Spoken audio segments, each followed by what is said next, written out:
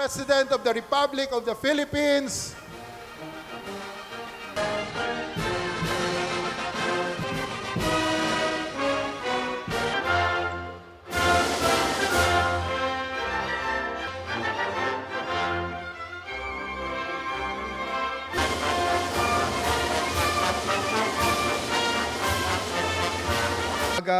Pahintulutan yung basahan.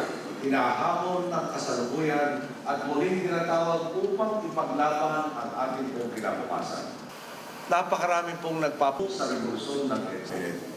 Paano ba? Lilinawin ko lang po, walang personalan dito. Sistemang pangkatarungan ang ipinaglalaban dito. At dahil malaki ang pagbabagong ating hinahangad, malaki rin po ang kinakabangga natin.